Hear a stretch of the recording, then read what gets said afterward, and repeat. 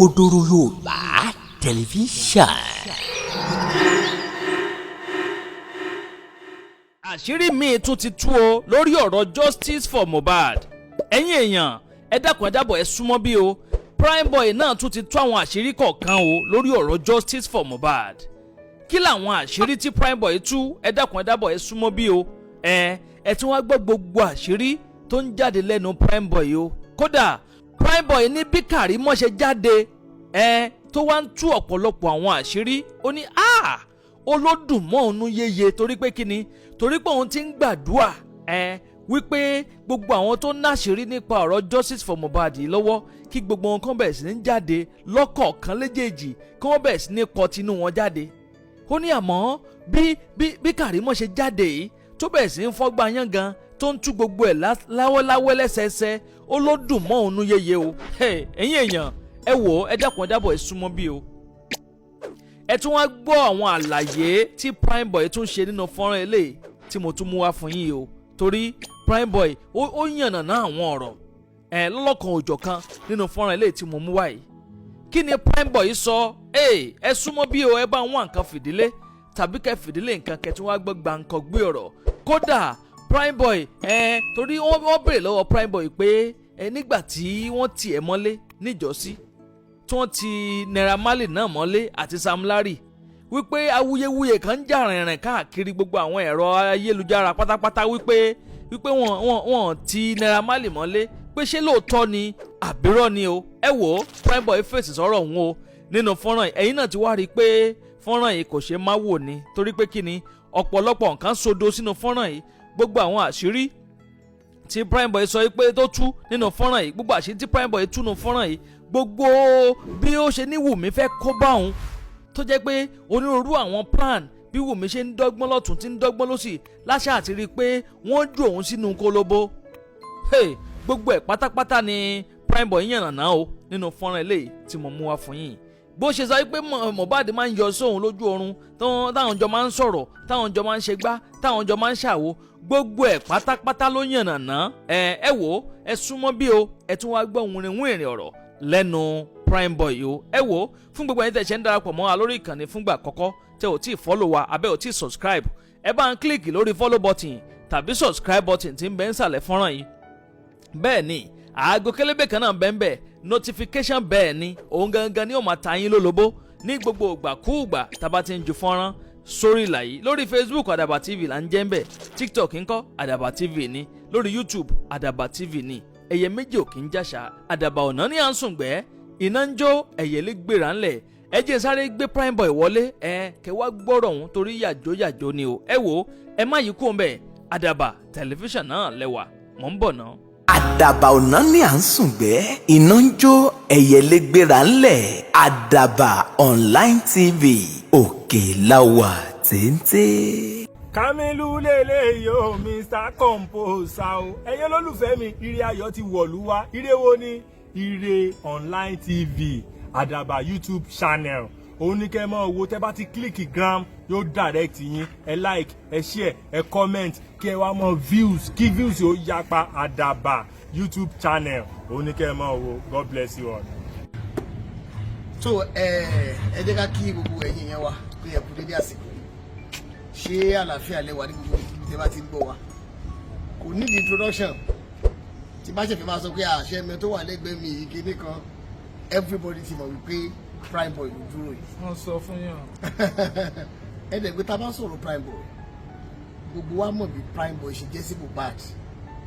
bẹ̀tẹ̀ ó láwọn nǹkan kan, àwọn ọ̀rọ̀ kan tó jẹ́ pé ó jẹ mọ́ nǹkan tó gbé mi wá sí Nàìjíríà lọ́wọ́lọ́wọ́ báyìí.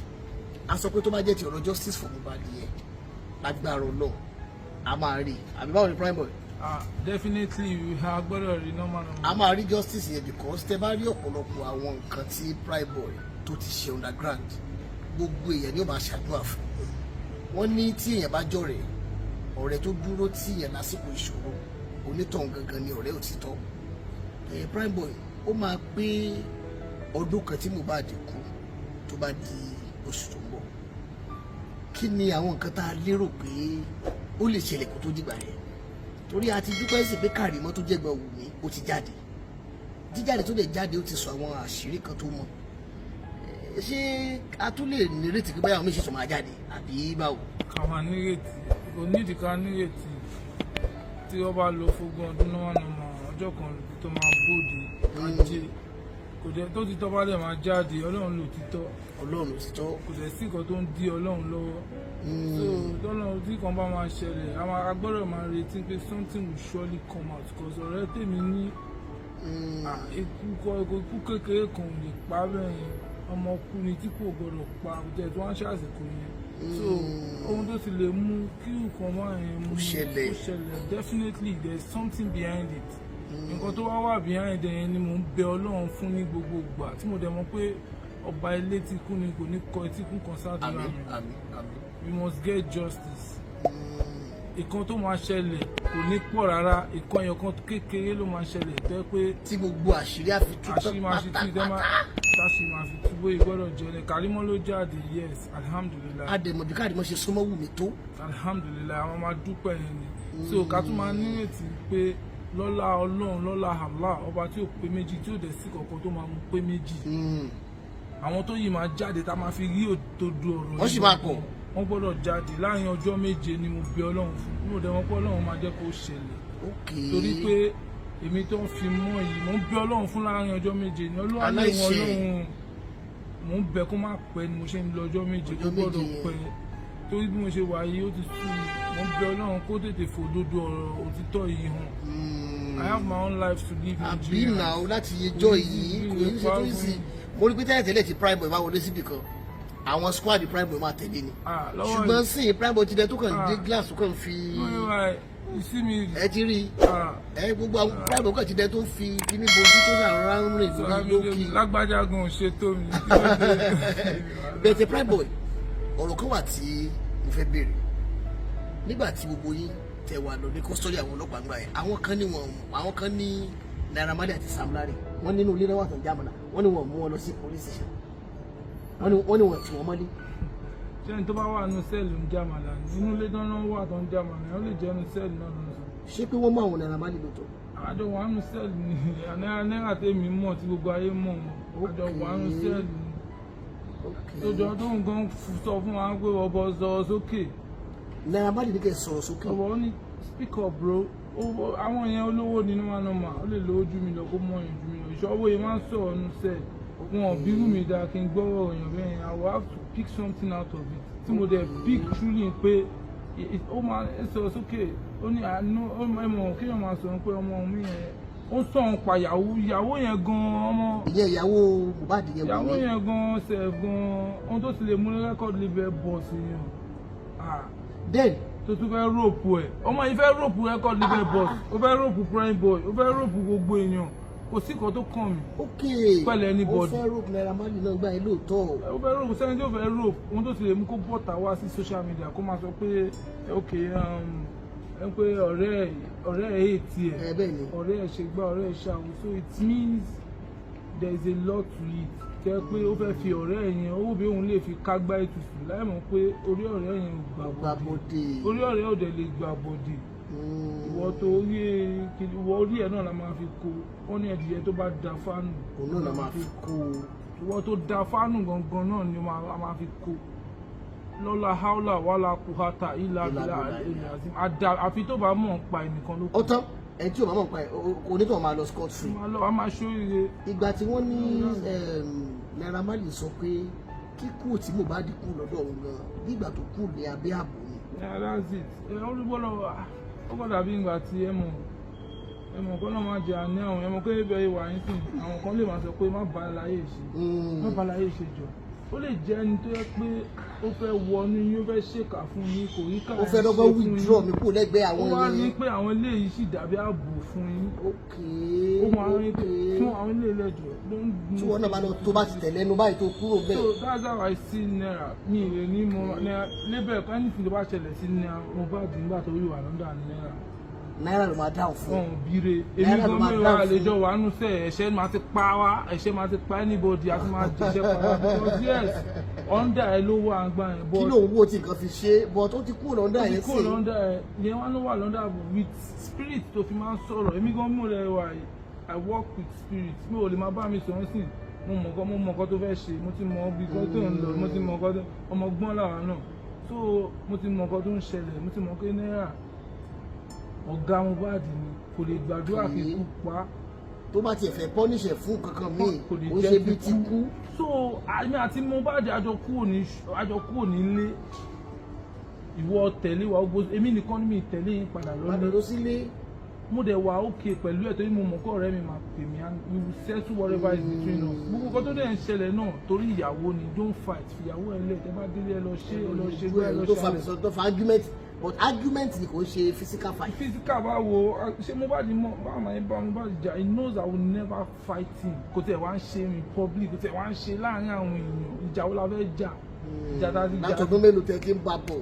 ẹ bá fẹ́ béèrè ìjà ẹ lọ sí secondary school teacher wa ẹ lọ béèrè ìjà tèmi àti Mohbad ti jà wọ́n ṣe àwọn ìjà ní ìta gbangba tó wá jẹ́ pé ọ̀rẹ́ mi ti ṣoríire jẹ́ pé mo tún ṣe bí bouncer lọ fún un lórí stage. okay. I understand so wá jáde wá sọ pé mo jealous ẹ tí bá jealous Mohbad tó bá pè mí mi ní dá lóhùn. àbí náà ebi Mohbad ló pè wọ́n ó dẹ̀ dá lóhùn. ìfẹ́ mọ̀ nǹkan tí ò bá ṣe ẹni tó ń bínú yìí mo kò ní lọ torí màmá àwọn kò máa ṣèkà fún mi. bọ̀ mo mọ̀ pé ọ̀rẹ́ ta ti jọ ń bá a bọ̀ ọ̀rẹ́ òtítọ́ ni.